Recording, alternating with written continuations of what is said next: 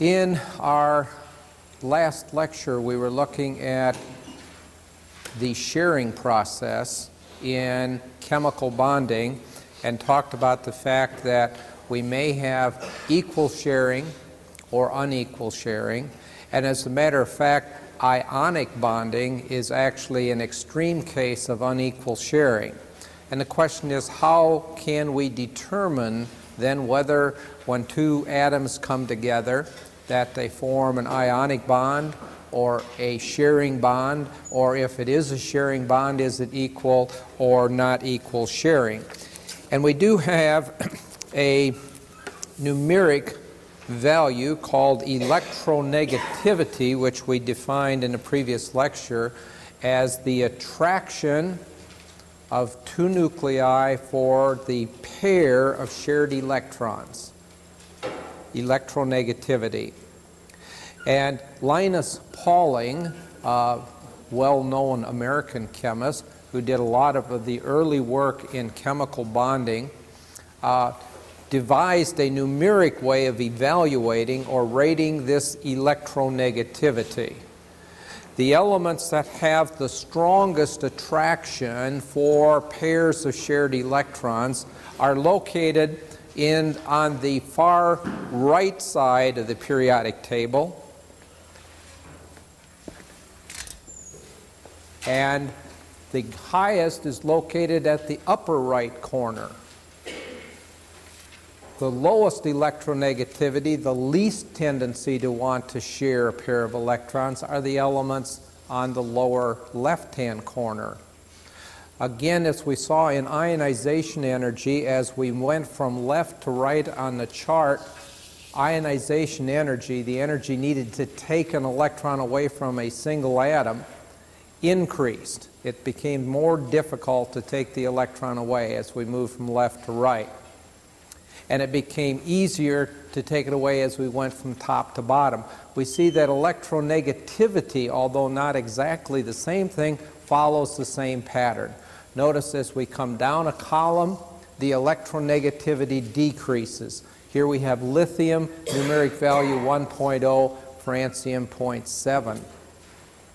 And if we look as we go from left to right here, as we go from lithium at 1.0 and we get over here to fluorine, we notice that the electronegativity is 4.0. Now, you might say, well, what happened to the halogens? I'll move this over a little bit there. What happened to the what happened to the noble gases? Why don't we see numbers there? Well, remember, noble gases do not tend to chemically bond under normal conditions. And so he did not determine numeric values then for their chemical sharing process. All right? So we can use this table of electronegativities then to determine, first of all, what type of bond we're going to have. Is it ionic or is it primarily covalent? And then whether or not it is or is not equal sharing. Ionic, then, we define as any time two atoms bond and the electronegativity difference, that's what this delta means, the difference in electronegativity.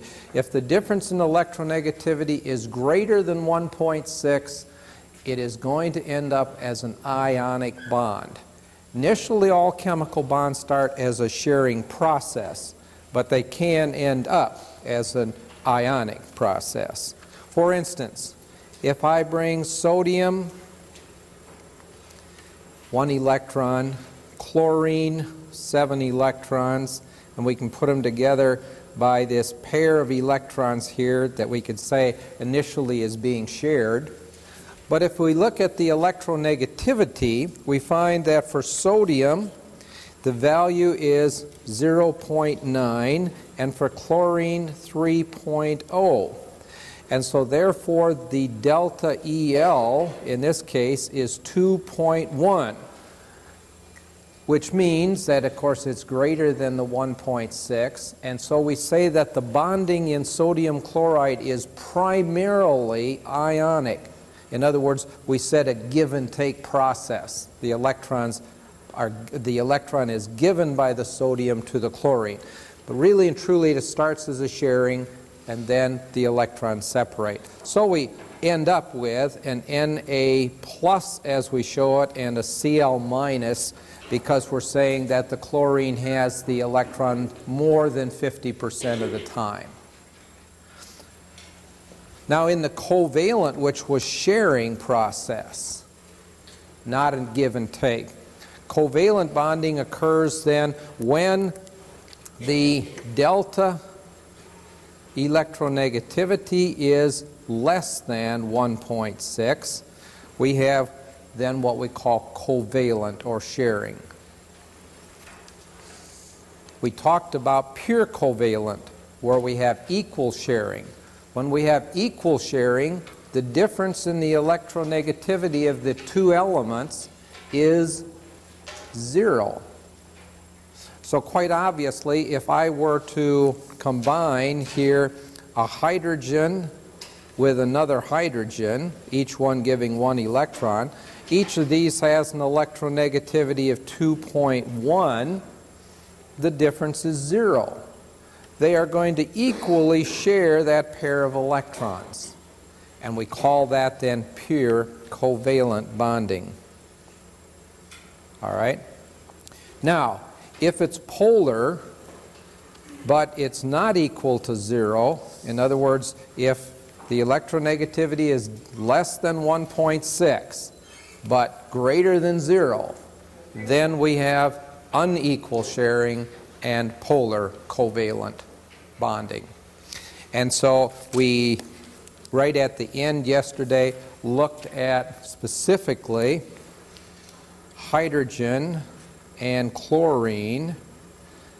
And again, if we look at the electronegativities here, we have 2.1 for the hydrogen and 3.0.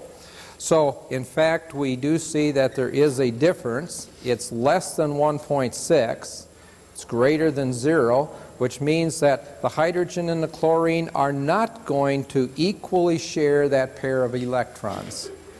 And if they don't equally share, then what happens is that the pair of electrons, will draw a dash for the bond here, the pair of electrons spends a little more time towards the chlorine than it does the hydrogen.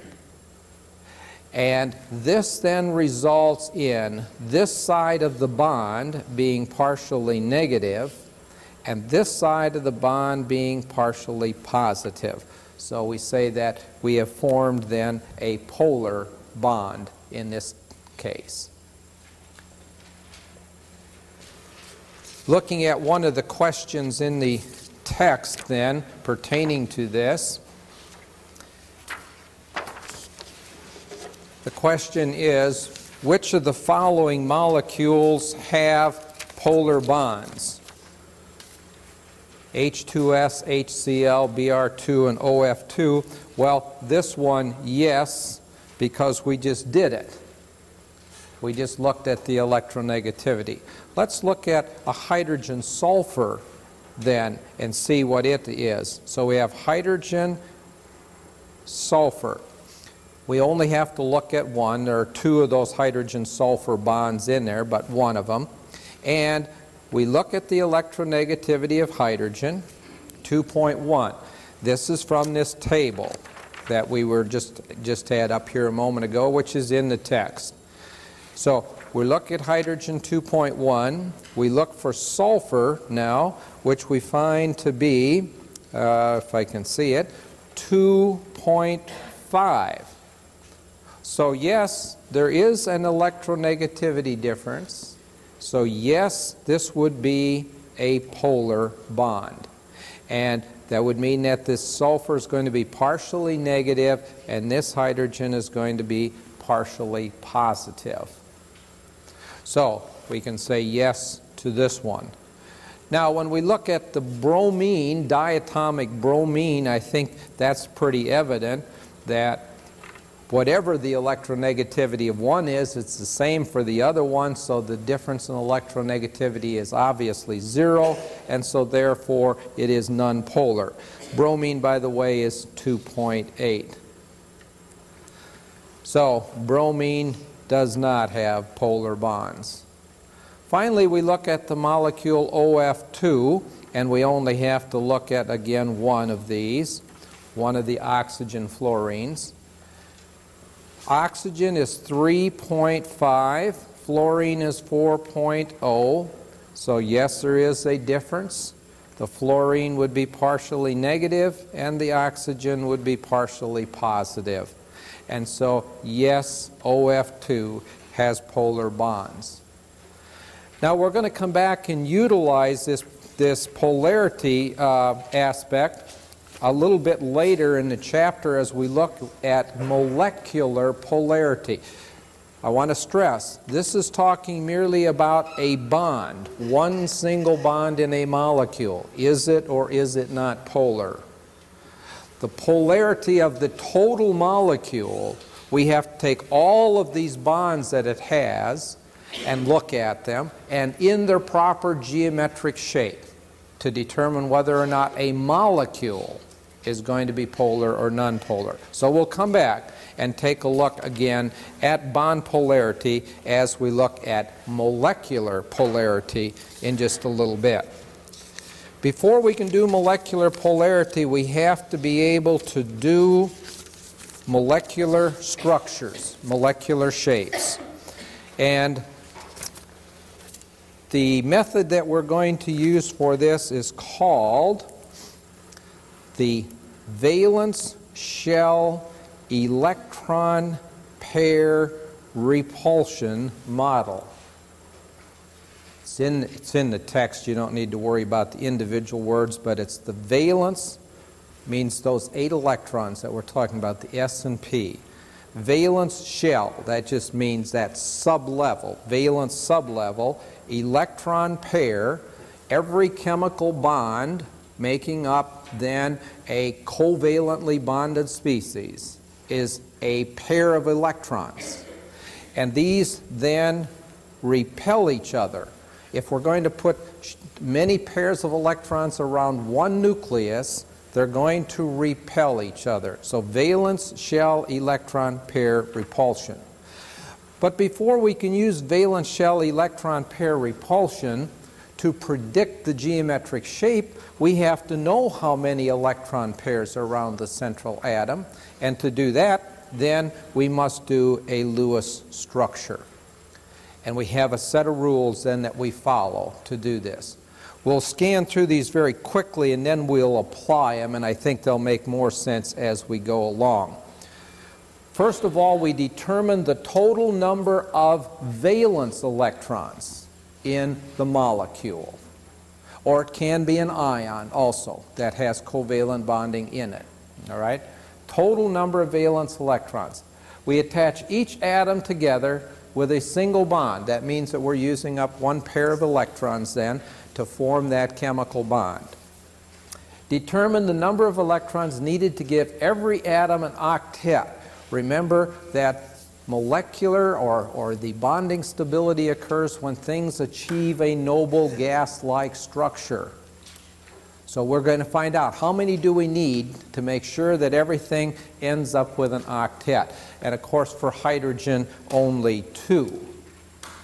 Then it says, if we don't have enough electrons to give everything an octet, rule 4, we may need to put in a multiple bond. We talked about multiple bonds between 2 oxygens, double bond, or a triple bond, 3 pairs of electrons in nitrogen. Okay?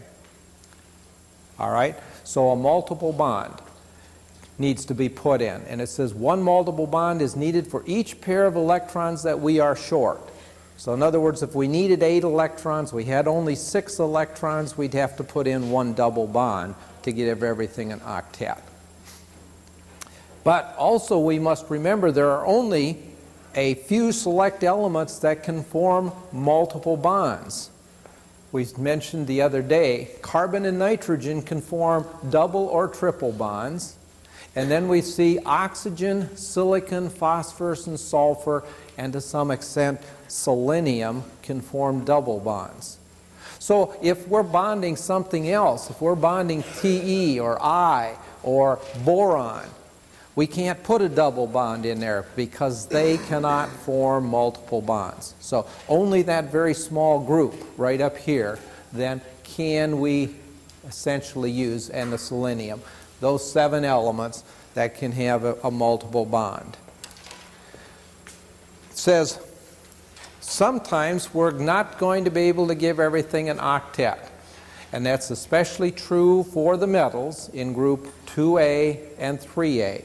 Occasionally, these metals will form covalent bonds.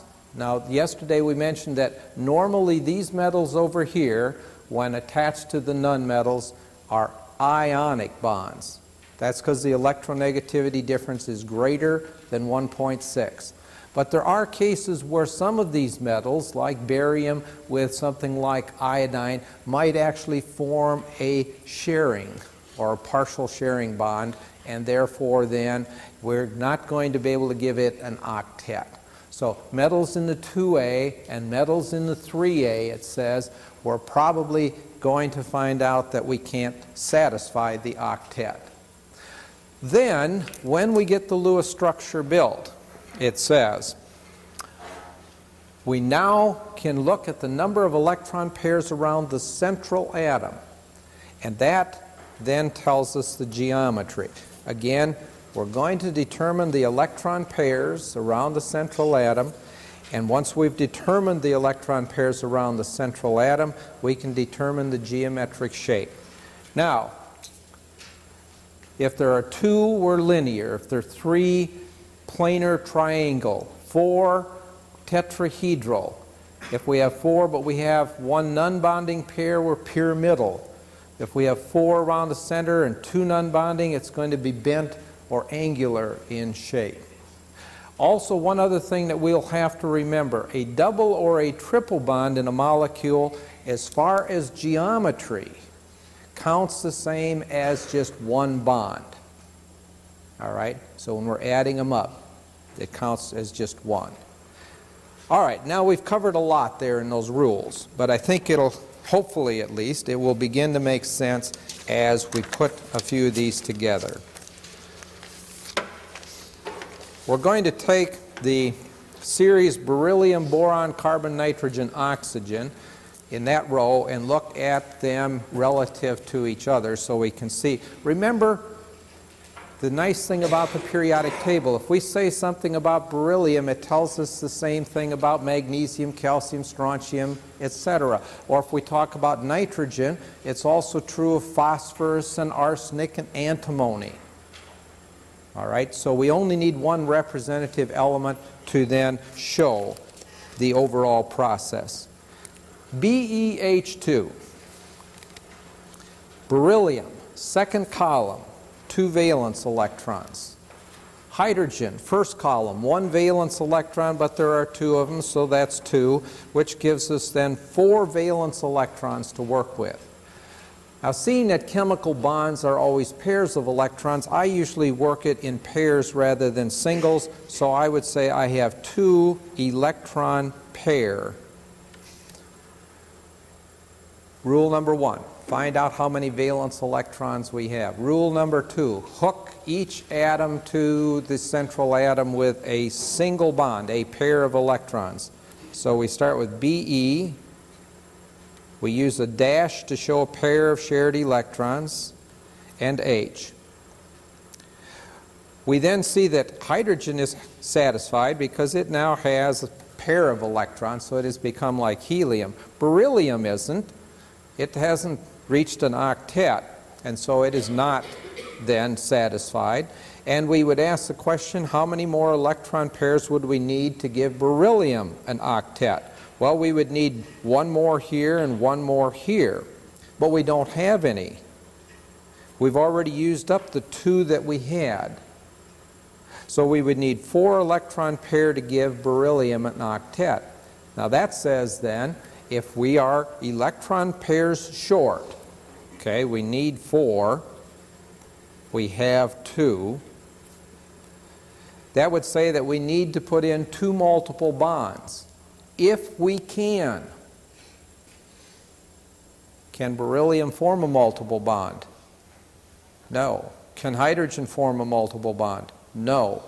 We can't put in any multiple bonds, so this is a case where the molecule is going to be electron deficient as far as the central atom.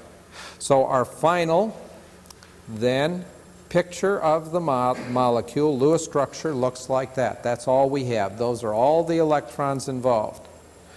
Now, valence shell electron pair theory says put the pair of bonding electrons as far from each other as possible.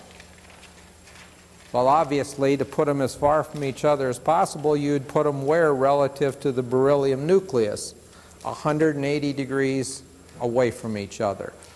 What is the shape of this molecule? It is called a linear molecule. All right? Two electron pairs around a central atom will always give us a linear molecule.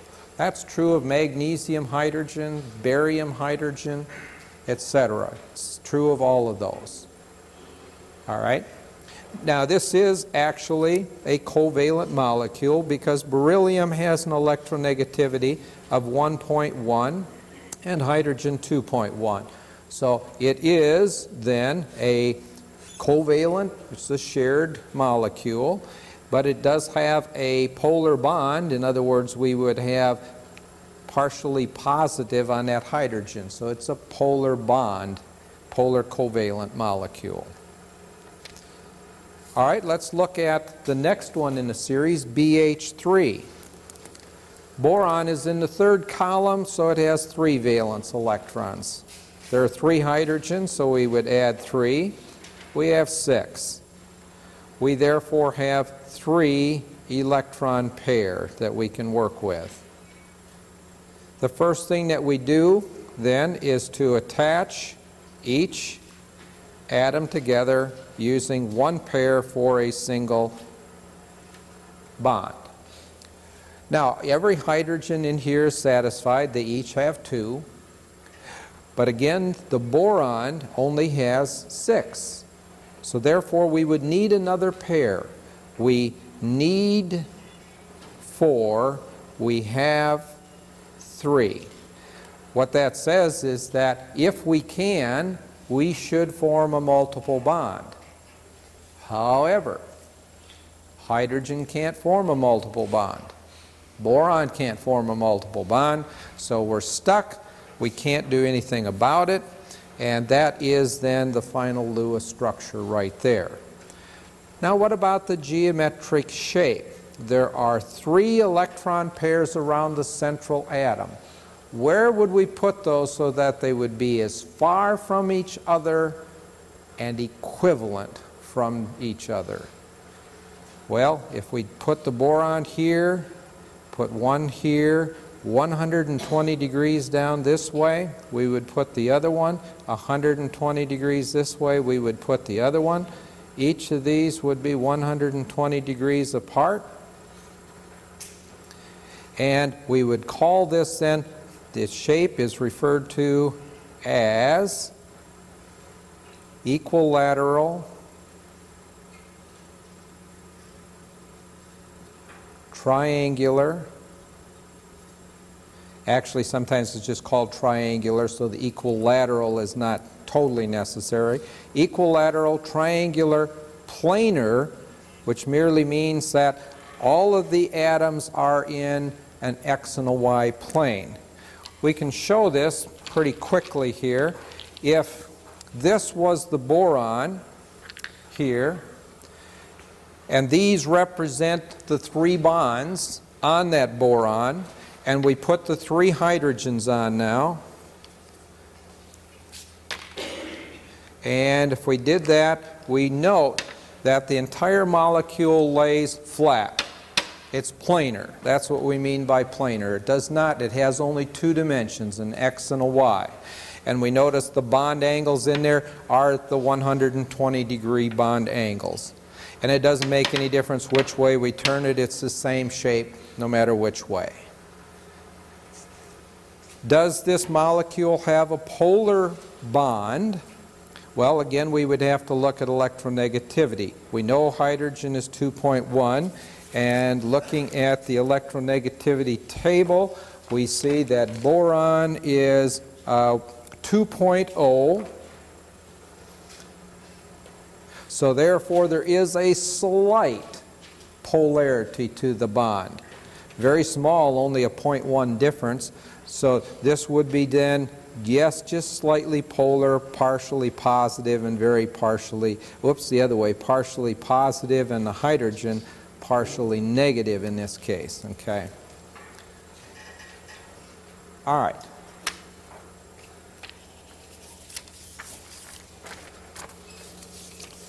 The next one in our series would be the carbon with the hydrogen. And so let's take a look at it.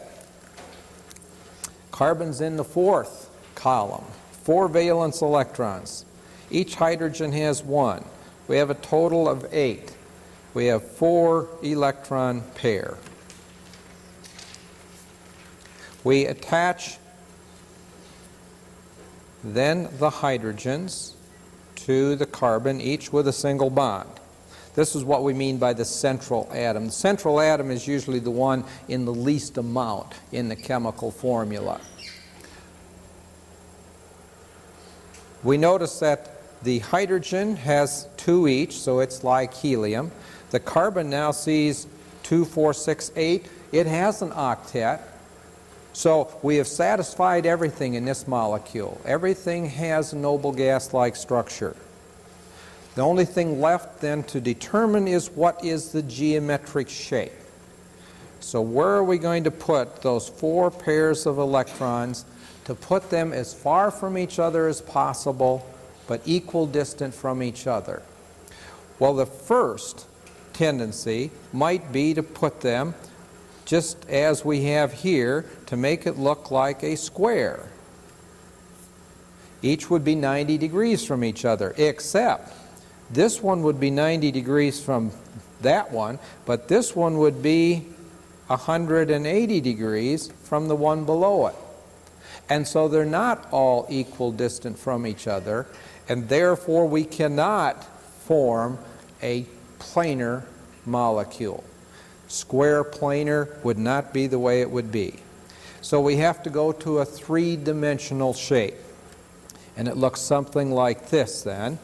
Carbon, and the solid line here represents that that bond is in the plane of the paper. A bond that would stick down and back. So these are sticking now behind the screen, behind the board, and we would have our hydrogens on there. And then the other one would be sticking out at us. And we use a little triangle like this to show the one sticking out at us. So it would be a 3-dimensional molecule. And the name of this is tetrahedral. Tetrahedral geometry. Hedral means face. And tetra, of course, is 4. So 4 faces. If we looked at it, we would have a face here and here, one in the bottom and one behind. So a 4-faced item. And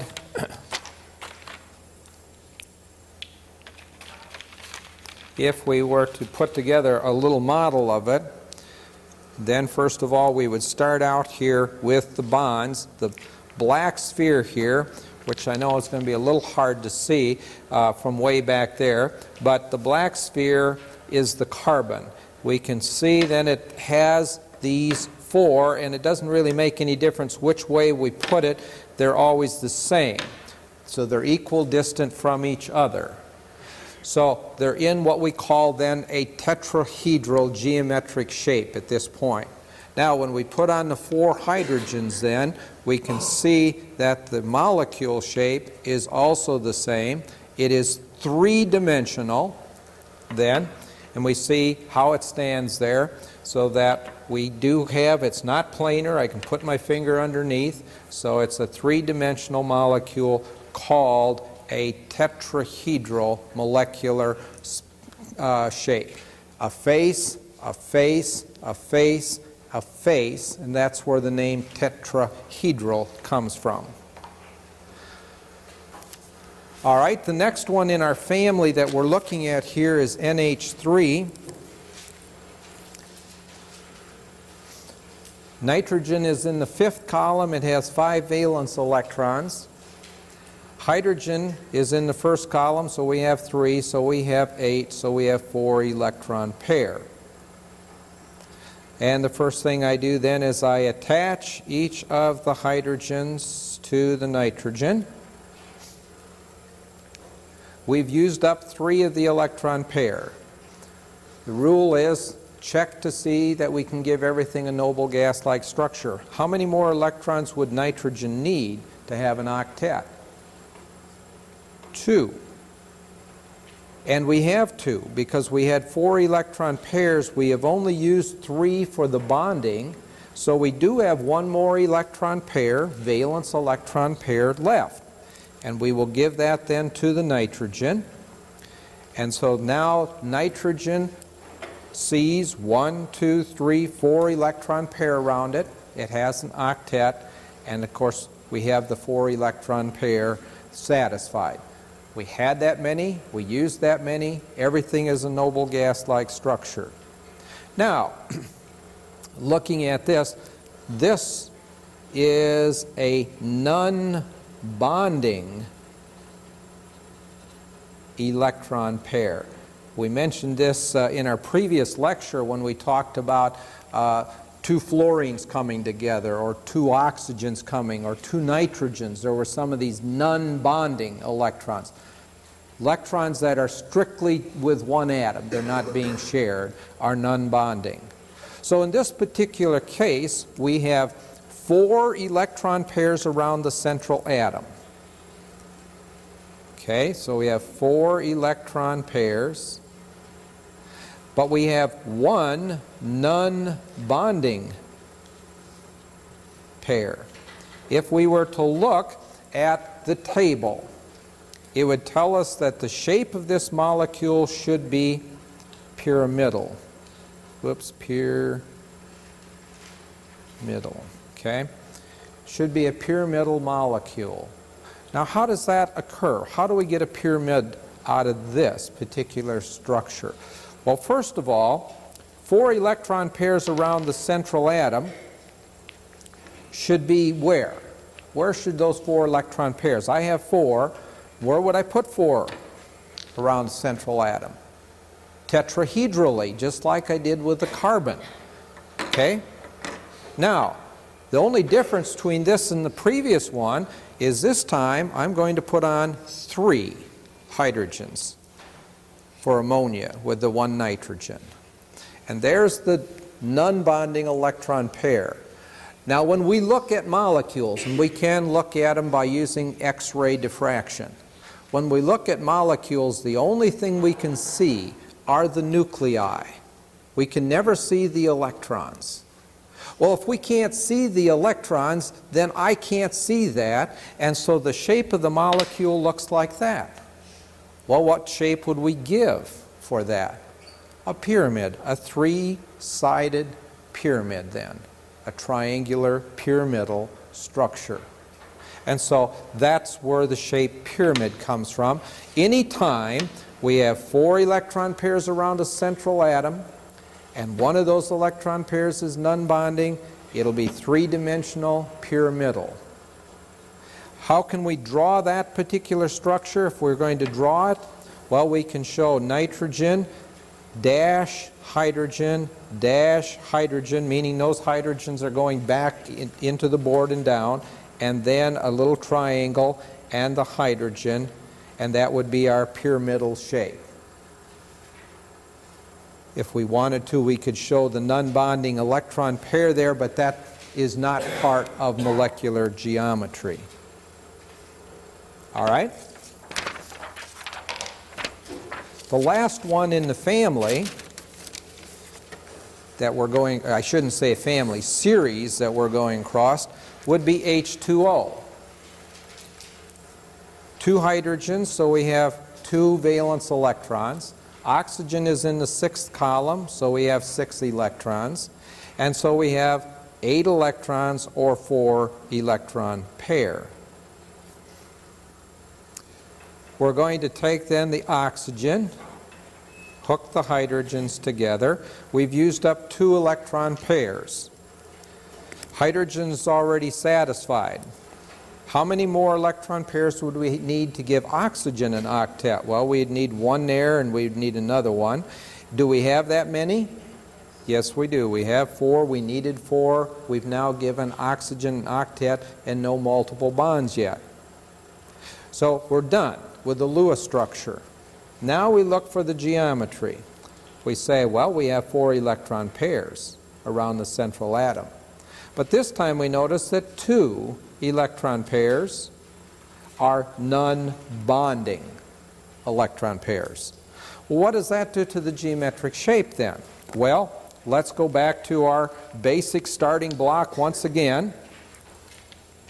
This time with the 4 electron pairs, where are they going to be? They're going to be tetrahedral, aren't they? 4 electron pairs will always take this tetrahedral geometry. Now this time, however, in the case of oxygen being the central atom, I'm going to put 2 hydrogens. So I have 2 bonded and I have 2 non-bonding electron pairs. But I can't see non-bonding electron pairs when I look at geometry. So what's the shape of a water molecule? We say that it is bent or angular is the term that we use for this. It's bent or angular.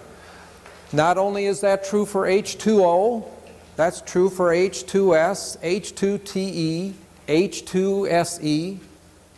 It's true for all of those atoms with that oxygen. Oxygen, if it has only single bonds, is always going to have this bent or angular shape. All right?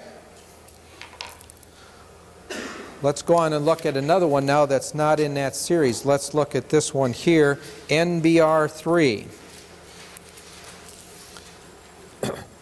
Nitrogen has 5. Bromine has how many? 7, right. It's in the 7th column, a halogen over there. 3 of those, that's 21. So we have a total of 26 electrons. We have 13 electron pair that we can work with. So we start with the nitrogen and we attach the bromines. So we have used up 3 electron pairs. So let's subtract 3 electron pair here for bonding. So that leaves us with 10 electron pair left. Now, how many electron pairs do we need to give everything an octet in this molecule? Well, this bromine would need 1, I'm going to use a dash instead of X's this time. 1, 2, 3, 4, 5, 6, 7, 8, 9, 10. How many electron pairs did I have available? 10. I had enough electron pairs to give everything an octet and only use single bonds. So, therefore, we have now written the correct Lewis structure. Now we need to determine geometry. Well, how many electron pairs do we have around the central atom? 4 electron pairs. But we notice that 1 is a non-bonding electron pair. And what's the geometry when we have 4 with 1 non-bonding? Pyramidal, right?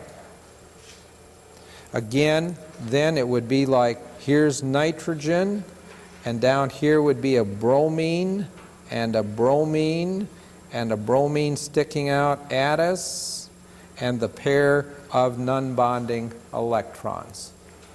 So a pyramidal molecule. Question?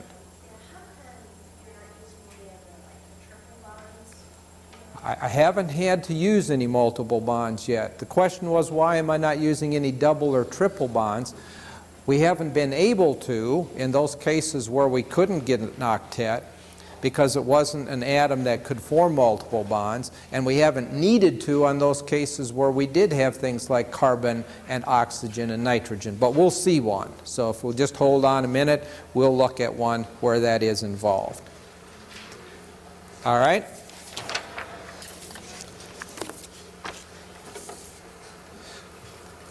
Some ions, which we refer to as polyatomic, meaning that it's an ion that contains two or more different elements. Okay? Monoatomic ions, we obviously can't draw shapes, they're just ions, but we do have groups of atoms that have charges which are held together by covalent bonds. In other words, the sulfur and hydrogen here are held together by covalent bond. Now, let's take a look here. We have sulfur, sixth column, one hydrogen. But notice the -1 charge this time. How does a species get to be a -1? It has to gain a negative particle, or in other words, it has to gain an electron. So it has one additional for that -1 charge. So we have 8, or we have 4 electron pair. So we take the sulfur and we hook it to the hydrogen. We've used up 1 electron pair. We have 3 left. How many electron pairs do we need to give everything a noble gas-like structure? Well, the sulfur would need 3 more, wouldn't it? How many did we have? We had 3. We don't need any multiple bond. So therefore, that is the correct Lewis structure. And so we would show it then as S-H, non-bonding pairs, but we do have to put a parenthesis and a minus so that we know that we're talking about then a charged species, not a neutral molecule. Let's look at one. Well, you might say, what about the shape? Well, anytime you have two things hooked together, what's the shape going to be? Linear. I mean, it can't be anything but hooked together in a line. So all 2 atom species are linear. Let's look at this one then. Phosphoric acid. And we mentioned this in an earlier chapter. Number 7 industrial chemical. Phosphoric acid. What does it look like as far as a molecule? 3 electrons from the hydrogen. Phosphorus is in the 5th row. 5 electrons from that. Oxygen is in the 6th row. 6 times 4 would be 24. We have then a total of 32 electrons, or 16 electron pair to work with. Now, we wouldn't necessarily know in what order these things were hooked together. However, this is one of the questions out of the text, and it identifies what things should be hooked together. The oxygens are hooked to the phosphorus, so we start by doing that. And the hydrogens are hooked to the oxygens, and we'll do that. And it doesn't make any difference which ones we hook them to. So we hook it like that, all right? Now we have all of the atoms down, everything with single bonds hooked together. And we would then say, all right, we've used 1, 2, 3, 4, 5, 6. We've used 7 electron pair for bonding. So we have 9 electron pair left.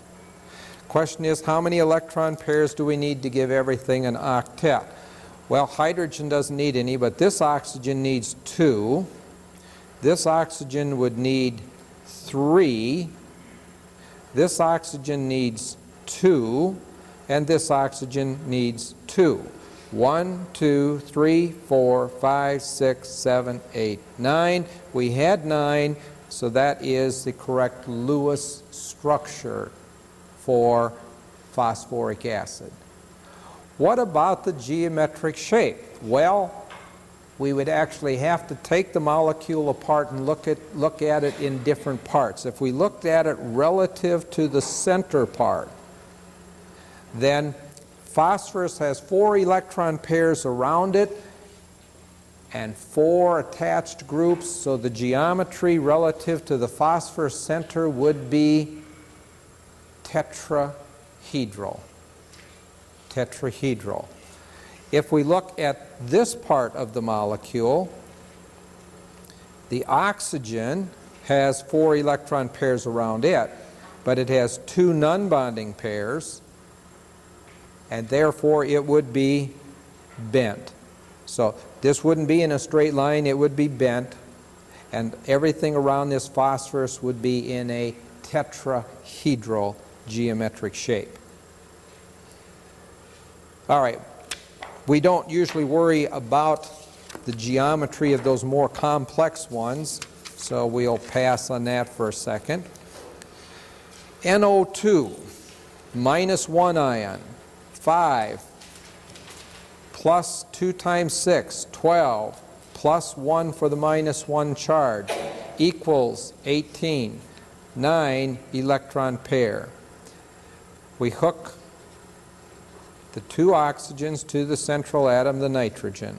So we have used up 2 minus 2 electron pair. We have 7 electron pair remaining. How many do we need to give everything an octet? 1, 2, 3, 4, 5, 6, 7, 8. Uh-oh. We need 8 electron pair. We have only 7 electron pair. If we need more than we have to look for a multiple bond. We're short 1 electron pair, we need 1 multiple bond. Does this species involve things that can form multiple bonds? Yes. Nitrogen, oxygen, carbon, silicon, phosphorus, sulfur can form multiple bonds, so I can put in a multiple bond.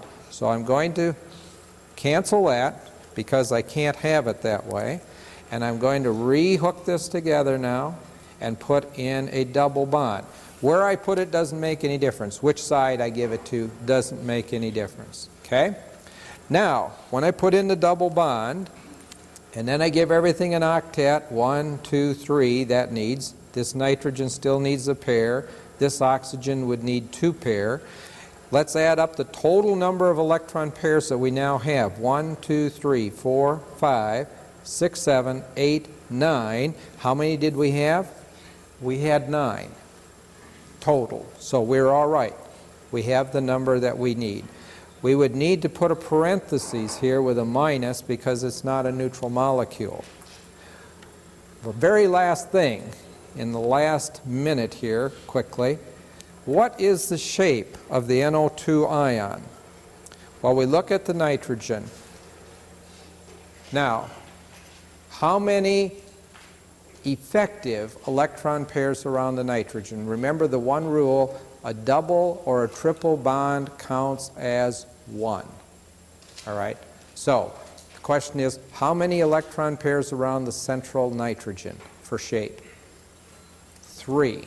And what's the shape of something that has 3 electron pairs around it? Equilateral triangular. And so this then should have a shape that would be like this: nitrogen, double bond oxygen, and of course this non-bonding pair which we can't see, and so the shape of this ion would be bent. Okay? Would be a bent ion. All right. Well, in the next lecture, we'll do some more of these. And we'll then also tie this in with now predicting molecular polarity as well.